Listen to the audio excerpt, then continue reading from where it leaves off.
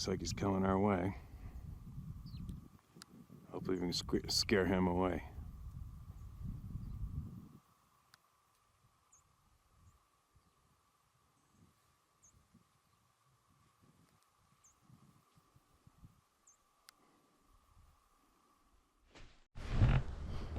All right, well, I don't know what day it is today.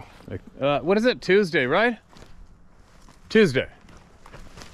We haven't even seen if the other video loaded today with our find in the photo comparison project yesterday. But today I wanted to hike up to one of my favorite places ever, which is not too far up above the Sea to Sky Highway, but a wintering zone. I used to hike up here and find a backpack full of blacktail deer antlers in a day. I can't even find one. Two of us hiking all day. I can't even find one. It's so freaking depressing. But what do you do? I don't know what's going on. Maybe it's society encroaching in. Who knows? I don't know. Whatever. It is what it is.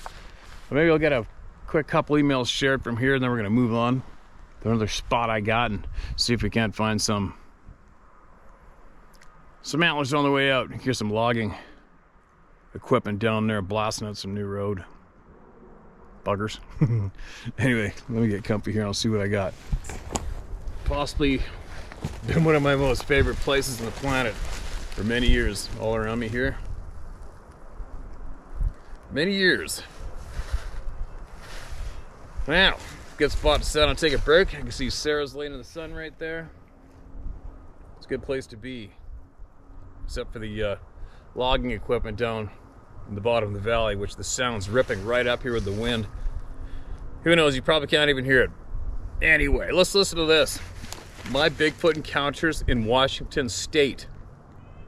Letter to Steve Bigfoot. Hi Steve, I stumbled on your YouTube channel while watching Dave Plattis' videos, which I found from Googling about missing children. Why was I looking for missing children info? Because my last encounter was 2 weeks ago. Roughly, I mean, who the hell knows what day it is this year with all the lockdowns / virus crap. That incident was a very short but an easy to interpret encounter. It was as follows. I was sitting at my dining table with the window open, listening to and enjoying the rain. I've also been keeping an ear out for a black wolf that comes to visit me at that window because I haven't seen him or heard him for a while. Suddenly the rain stopped. The wind stopped. Then all noises in my yard stopped. You could hear a pin drop. My yard is a forest on the Olympic Peninsula in Washington State, and I had no idea wolves were here again, but that was a whole different story. I then heard in a woman's voice, "Please, please help me." Then blood-curdling screaming. Then a pause. And then the exact same thing again, but something was off, and I couldn't figure out what was wrong or odd about it. It was coming from up at the road, which is about 20 yards from my house. I instantly reached for my handgun and picked up my phone to go call dispatch, and as I picked up my phone, I received communication via telepathy that said, "Don't call dispatch, everything is fine. It's me." And then I felt laughter. I thought to myself, no effing way he's here. And I set my gun and phone down and smiled to myself and instantly knew why my wolf visitor hasn't been around. That night I had a vivid, disturbing, almost nightmarish dreams about missing children that were trying to contact me through the spiritual realm for help. Some additional things happened at night for the next several days that really bothered me, and I knew I needed to try to figure out what and why this is going on. So a couple days ago when I woke up, I started looking for documentaries that are 1 to 2 years old about missing children. And that's how I found 411, and I watched Dave's latest, The Hunted, which terrified me. I've been terrified about 4 to 5 times in life, and that's how I was feeling while watching that, but I couldn't stop, and I had to watch more YouTube about the topic, which led me to you. Now I find myself writing this down to share with anyone who will listen, and I now know why he made himself known to me by screaming for help. Rewind 33 years. to my very first encounter with this Bigfoot being. I was 8 years old, living in the mountains not too far from Umatilla National Forest. I had horses and other animals. And one day I was headed out to meet some friends to go play in the creek. I looked out and saw my horse way up on our property, and I didn't want to hike up there to go get him, so I decided to ride my bicycle down the road about a mile to meet my friends. It was a hot summer day and I couldn't wait to jump in the creek, so I rode there as fast as I could. When I got there, no one was there. I parked my bike out the road, climbed over the fence into the huge cow pasture, and started walking back to the creek. I checked to make sure I had my hunting knife on me in case I saw anything worth cutting open, which at that age is everything. Ha! I ran, jumped in the creek, paddled around the water. It was so nice. I turned over on my back and just floated there looking up at the trees, swaying in the light breeze and enjoying being cold. I figured my friends would be there soon. I don't know how long I was there before I decided my friends must have had to stay home to do chores or something. I got out of the creek and sat down to put my shoes on, to head back to my bike, which was 100 yards or so away. And then I felt something staring at me. And suddenly all the sound just stopped. Even the creek barely made any noise, and I looked up and almost peed myself. There, about 15 yards away, was a huge mountain lion. Crouched down, ears pinned back, body twitching, tail flicking, ready to pounce. I reached for my knife and thought, oh, F, I'm going to die fighting this thing. I started backing up slowly, not saying a thing. I knew not to run, but I also knew I had zero chance to yell for help because the closest person lived half a mile away. There was no one around to help. As I was walking backwards really slowly, I bumped into what I thought was a tree, and the cat lunges at me. I raised my little arms and my big knife and I shrieked at it to leave me alone, and then braced for the impact. Right as I finished shrieking, the lion stopped and froze and got a terrified look on its face. Then it hissed really loud, broke eye contact with me, but was almost still looking right at me. Then it took a step back, hissed some more while looking like it about pissed itself, and turned and ran. And I mean fast. And got the F out of there. I suddenly realized there was something bigger and scarier behind me that scares big mountain lions away from their kill, and my legs started shaking. I hadn't moved since I bumped into the tree, but I slowly turned around to look, and there was nothing behind me but cow pasture. Then I saw it off to the side, in the direction where the big cat ran, peeking out from behind a tree. It was a Bigfoot. Super tall, hairy, except its face, long arms and huge muscles. And I screamed, and it crouched back a bit, but looked sad, almost like it felt bad that it scared me, and then it vanished. I looked around in a 360 turn but saw nothing. Then there it was again. It just appeared by a tree again, but didn't hide this time and started coming towards me. I wanted to run, but I couldn't. Him approaching me suddenly didn't feel scary, so I just stood still, waited to see what he was going to do. This was all happening very quickly, but as I said, it wasn't scary now. He reached out to touch me, but I screamed in my head, not out loud, "Don't touch me." And it pulled its arm back and motioned to me in an apologetic way, and then disappeared. And then I felt the bump on my back I felt as I was backing away from the big cat into what I thought was a tree. It bumped me like that again to tell me it was him that was right behind me to protect me from the mountain lion. And I told it, "Thank you, but I have to go right now." I wasn't using my words. It was more of thought communication. Then it motioned towards my bike, and I started running in that direction. After I reached my bike, I realized that I was scared again and started pedaling as fast as I could. Then I saw it following me in the bush and the trees on the side of the road, so I stopped. Then he stopped. It started mimicking my movements all the way home as if we were now playmates. I asked it how it can move so fast from one place to the next, and he disappeared. Then he reappeared. That's how he told me they can become invisible like clear plastic wrap. I told him the way he looks scares me so bad, so can it please just be invisible if it's around me so I'm not afraid? It obliged and continued to follow me, mimicking me all the way home until I reached my driveway, and then I saw it scurry off up the mountain. I was so shook by this. My mother asked me at dinner what was wrong because I was visibly upset, and I told her I saw a cougar at the creek, to which she replied, "Yeah, be careful out there." That was that. I've never told anyone, but have had many, many interactions with this one.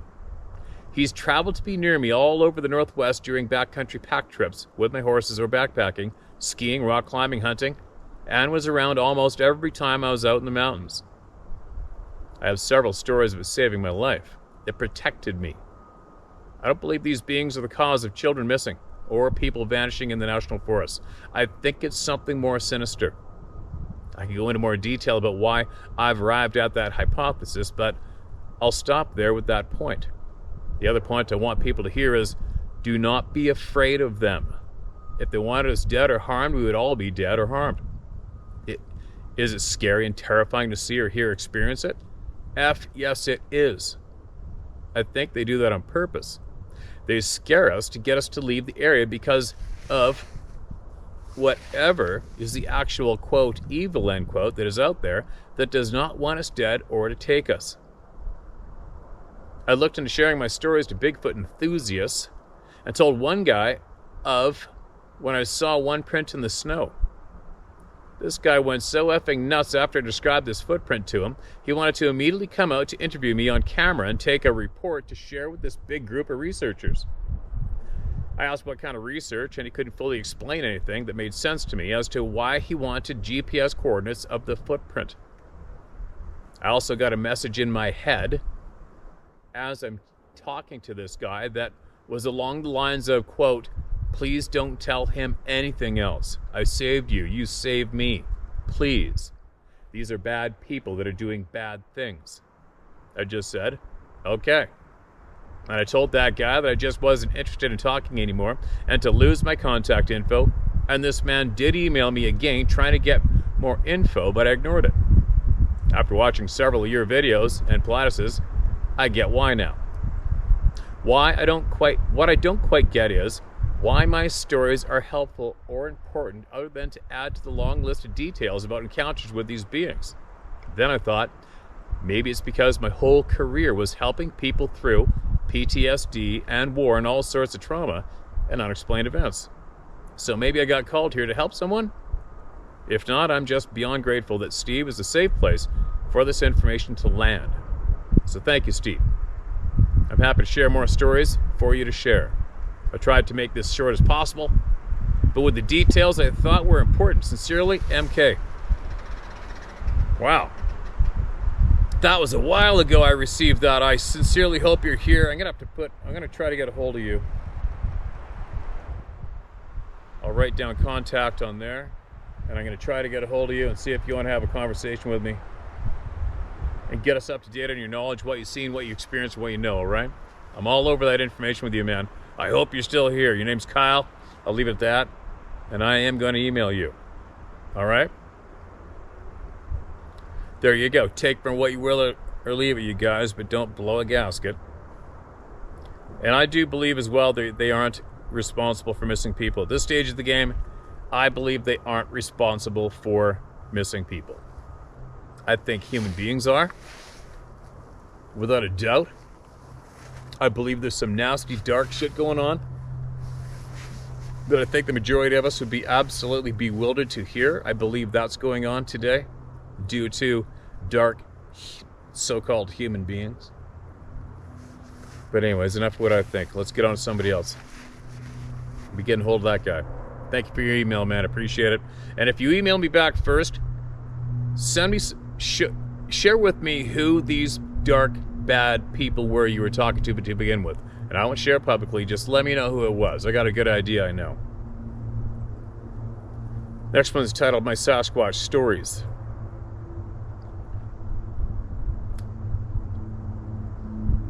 I think I've read this.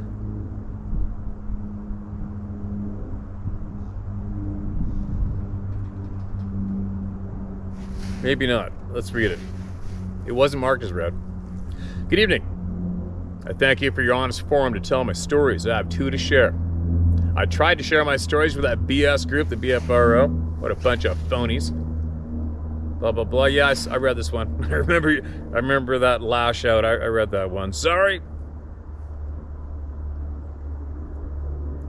There's a few military guys in a row here. I read that too. Why isn't that marked as read? So many times I've come across them. Whatever. It is what it is. No harm done, right?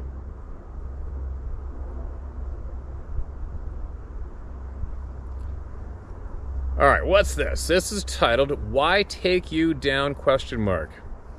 Dear Steve, I watched your videos the other day regarding the nut jobs who want you to vet the emails. Everything you said was stated correctly, and I just want to expound on your point of view. We are in very strange and bizarre time right now that history hopefully will forget. I don't fancy myself as a skilled writer or an academic, but someone who started a small business and has been running it for 25 years.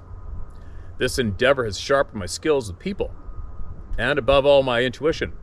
I can see right through people and topics so easily now it's almost unfair. I call it discernment, a gift, or hyper-observant. I don't know, but I have it. And more importantly, you have it. A sixth sense that is highly developed and at your disposal whenever trouble or bullshit makes its way to you. I agree. You are essentially a light worker who only believes in truth, that wants only the best for human beings. This is the first reason diabolical scumbags hate you. They lack all these qualities. The second reason they can't stand you is you say what you want and when you want to. A masterful class in the exercising the First Amendment in your Canadian version. The third and most important reason they are attacking you is for the very same reason they are attacking Trump. He was giving freedom back to the people, and this is of course a massive threat to the global reset and an attack against their nefarious agenda. There is a kid's movie called Bug's Life where the grasshoppers control the ants. And in the movie, there's a scene where the main grasshoppers start telling his army if one ant gets out of line, then maybe one other one will. So you'll have a free-thinking army against you and our power trip is over. Well, in the end, the ants realize they outnumber the grasshoppers and open a can of whip ass at the end, taking back their lives. The ants are waking up with your help. A few parting thoughts. These people that are rooting against you have large puppet masters pulling their strings. This is the other reason they can't stand you. You're much smarter, and they can't handle it. It's the cabal running the show or delivering their lines for them. These are spoon-fed drones, probably who resemble the Walking Dead. To sum up, keep being a man's man. This also drives them insane as they type with their little pasty office fingers that can barely grip a soda can. Being a man is a threat because it means you're willing to fight back and be a critical thinker. Keep revealing the truth and keep letting the people be free, even if they have nothing else to do and make up some demented story because of their illness. That's on them. God bless you, Patriot. Mark in Vegas. God bless you too, Mark. Glad to be shoulder to shoulder. And there's a whole bunch of us here with the same values and the same stance. We're a powerful group. We're getting more powerful as the days carry on, aren't we? Now, on that note, I'm going to share this. I don't know how many people have their heads stuck in the sand when it comes to what's up, but there's some such alarming things going on right now. Alarming things that normally they should be getting screamed about on every single route to human ears and eyes possible. The egomaniacs, the sick bastards who have started the war over on the other side of the ocean from us. They've been told by American, honest, military, generals, colonels, analysts, that there's no hope in hell for them to win this war they started against the Russians. But anyway, NATO's been nonstop having their ass handed to them.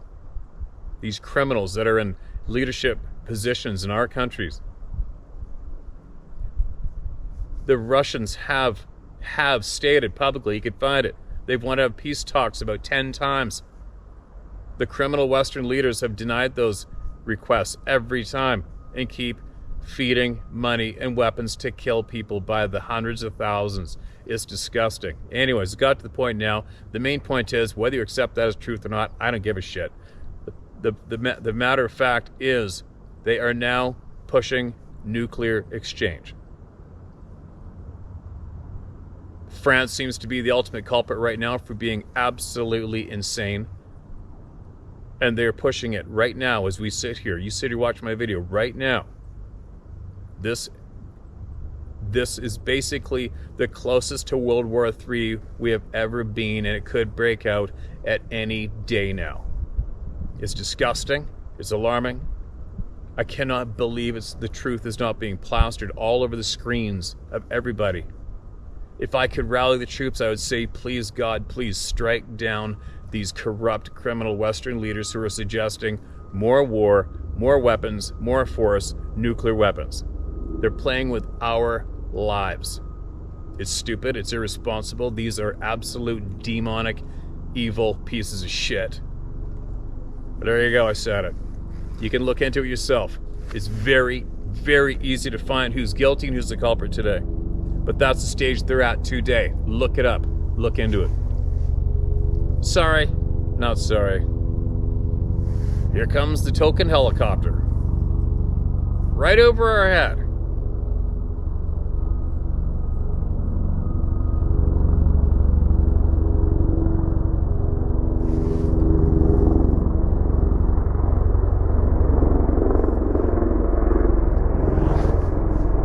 Not over my head, straight in front of me. That's how high up we are.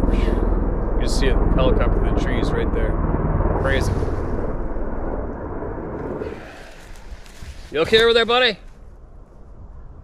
Okay. This is titled U.S. Navy Electronics Tech Shares. Steve, my name is Nick. You can share this story on my name. I'll give you a little backstory of myself and what I've done. I served 5 years in the U.S. Navy as an electronics tech.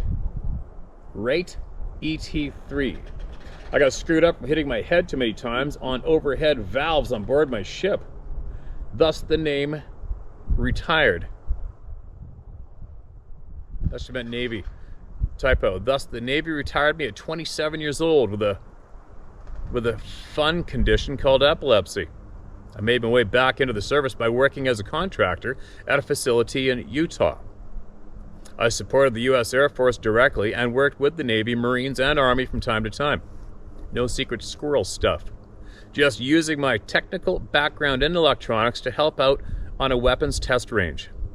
I work for a company that goes through name changes about every 15 years. They run almost every test range west of the Mississippi River.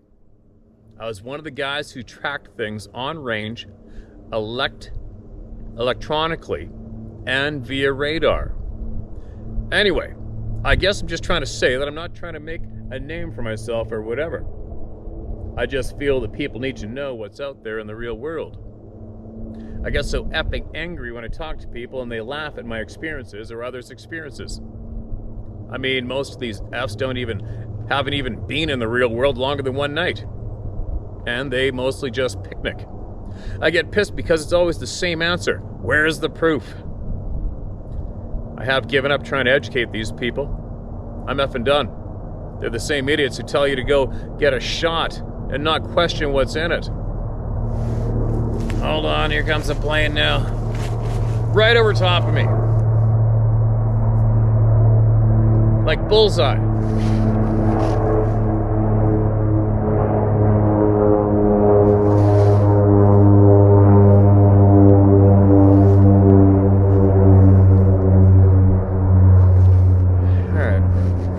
Sorry. I apologize, but I try so hard to share my limited experiences with people so they might realize they need to be on guard in the wilds of our world. Take it for what you will.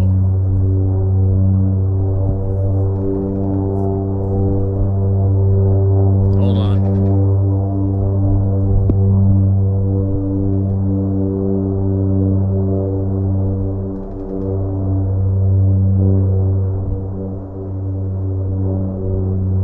I've never had an experience with a Sasquatch, but I have had the very unnerving feeling of being watched in a valley in eastern Nevada while guiding a buddy up a goat path in a 4x4 2500 Ram pickup near the Goshute tribal area. Goshute, Goshute tribal area.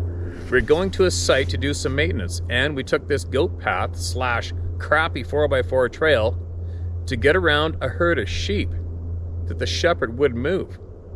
The guy was Basque, B-A-S-Q-U-E-S.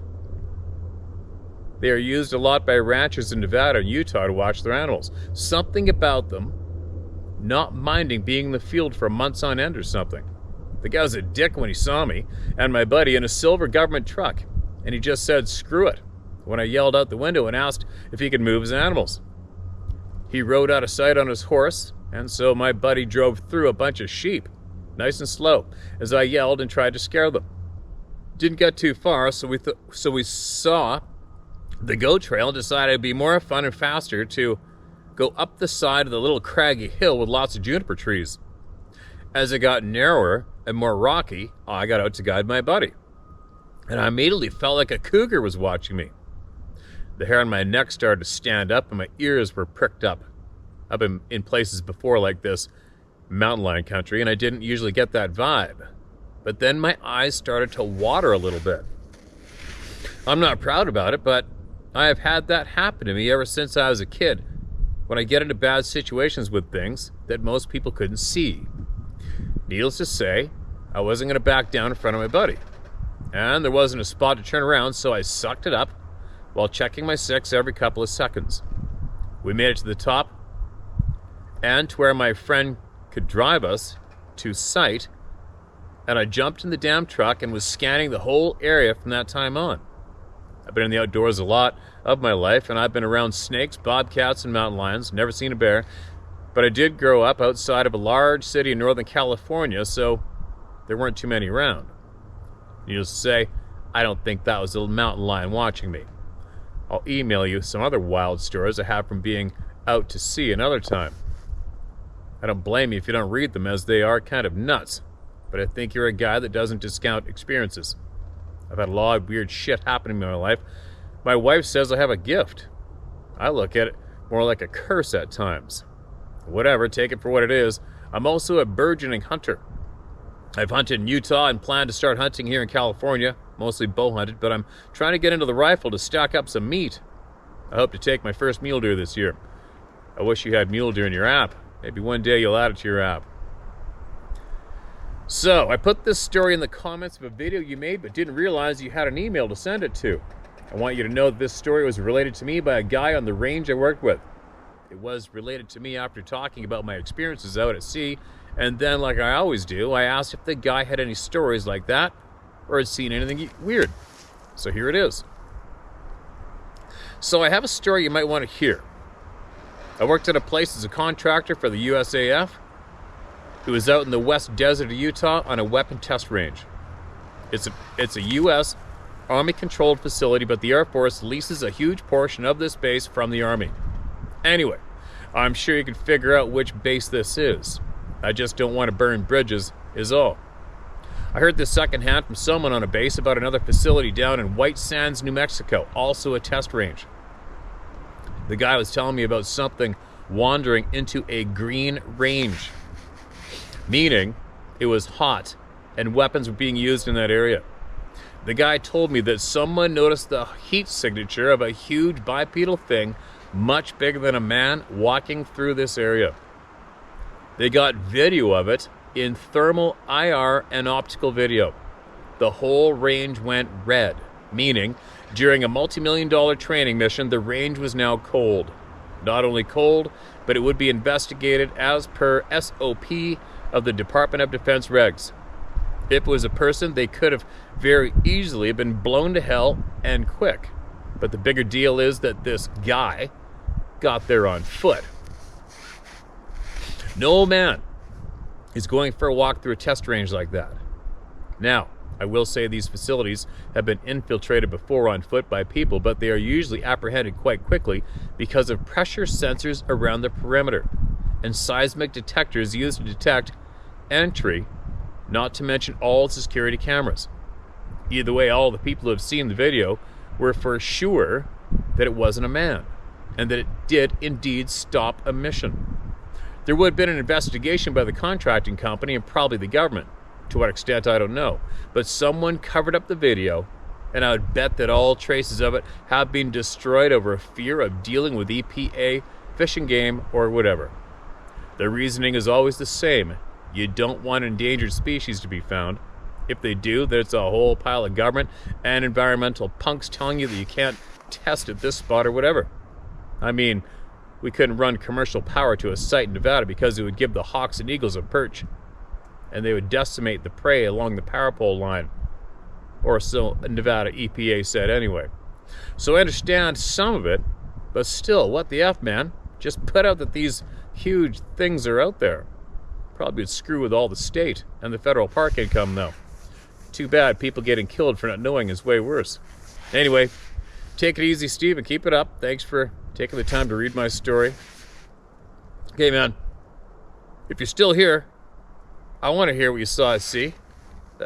Especially me. I'm on the water a lot during the year on the Pacific, right? I want to hear what you saw. Please, fill me in. Fill me in if you're still here.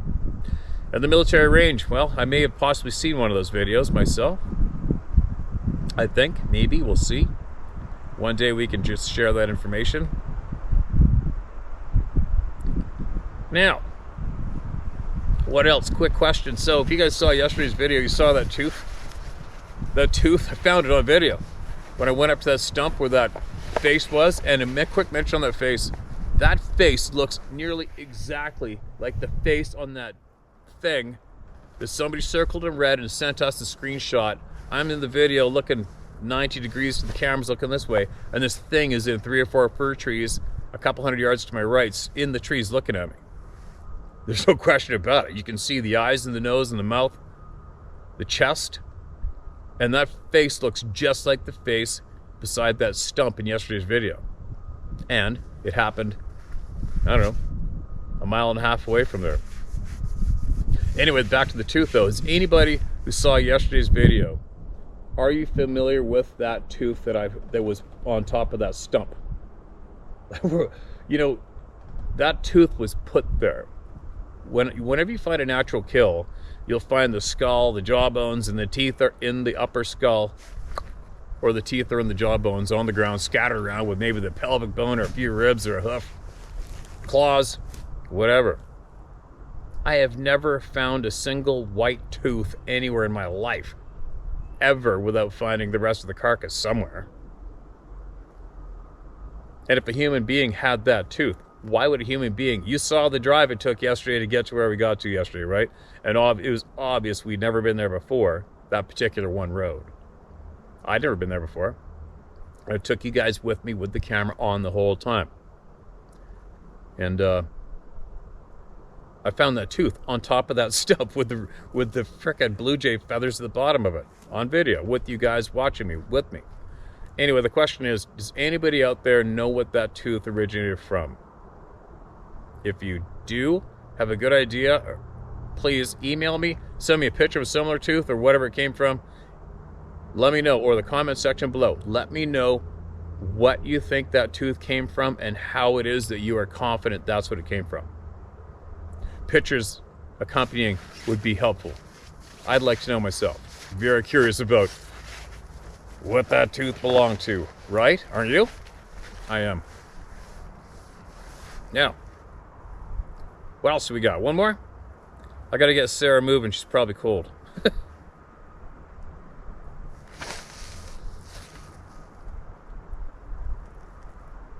Okay, what do we got? A lot. Have I read this?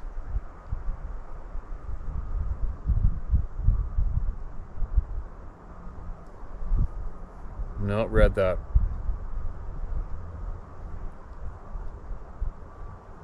Okay, here we go. I'm going to read this one more. We're going to get our butts in gear. This is titled, One Potential Sighting in the U.S., NH, and Lifelong Experiences, plus a thank you note for Steve. Thank you, Steve. Thank you for the hours of good hunting, fishing, and wisdom I've seen on your channel. I was drawn to it originally for the sheep hunting and grizzly stories. As I continued following your uploads, I found your Sasquatch experiences that you've shared. I could tell you weren't bullshitting. Thank you for what you do, letting people share their experience and not feel alienated. Thank you for your time. You're welcome. It's too easy. Appreciate the kind words. Preamble. Hello, Steve. You can call me JC in this email. I'm a 17-year-old young man from New Hampshire and have lived here my whole life. I intend on enlisting into the Army and have ties to a recruiter, so anonymity is preferred. Please, did you say your name? Did you say your name? No. Okay, good. My childhood home is on a dirt road secluded in the trees, and it is where I found my love for the outdoors and my fear of the unknown. We had a couple of dogs who go outside with no issues, one of them being my first travel buddy, a golden retriever who would keep his head right under your hand as you walked. He spent many years duck hunting and bringing deer legs in the house. We thought he probably got them from a carcass belonging to coyotes. Maybe the thing knocking on the trees and throwing rocks 60 yards from inside the tree line to our front yard gave them to him. But I doubt it. Some days I would refuse to go outside with no idea as to why, other than that I felt like it wasn't safe. On days when I wasn't scared, I'd walk all over the timber, using this tarp on an old treehouse as my beacon. I caught many a frog and shot lots of pesky squirrels without an odd experience. Fast forward to my first real paying job 3 years ago. I was working at a farm which has bison and hundreds of acres of orchards for the purpose of maple syrup. I was so excited to work somewhere outside alone or with my boss. I started untapping trees and have been praised for my wood splitting and stacking ability. I look over my shoulder every second and I can't wait to get out and dump my bag of taps or roll of line. I've had no tree knocks in the orchard, but I've come across certain large sticks on the sap lines that broke off from a tree far away, like a dead birch log just fell from that rock maple. Dirt roads normally mean you will see an owl or maybe a couple deer, even in the outskirts of town. Earlier one night I'd seen a coyote with its yellow eye flash in the bushes. However, on my way home, not 2 or 3 miles from where those bison graze, I turned a corner and I find a pair of pale red eyes 100 yards away in the hayfield. I've recently been to that road section and have done the measurements. I didn't even think of turning my eyes on. These two reflections were farther apart than any eyes I've ever seen, and were close to 11 feet off the ground, just under the power lines. I felt anxious immediately as it barely moved, and in a flash, both were gone. It took 3 seconds total. Whatever this was, it made me concerned. I have fought against 300-pound linemen. I've been rushed with a knife. I've even had an ex of mine almost poke through my throat with one while she asked me if I was scared. But none of that was as bad as the dread this thing put me under. It messed up my night, but not my love for the woods. I'm lucky. Best wishes, Steve, and God bless. Holy shit. There you go. Straight to the point. Little background, and the red eyes 11 feet off the ground. All right, I gotta get moving. We got quite a ways up the mountain here, and it's just moss bluffs and cliffs all the way down. And then I'm gonna go back in the woods on another mountain down the valley tomorrow. Have a look around. And there you go. Interesting day yesterday, wasn't it? I hope somebody can come up with what the hell that tooth came from. That's a weird tooth. It's not a deer tooth. It's not from a deer. Anyway, I'll be back. I might add to this in a little bit, but I'll be back.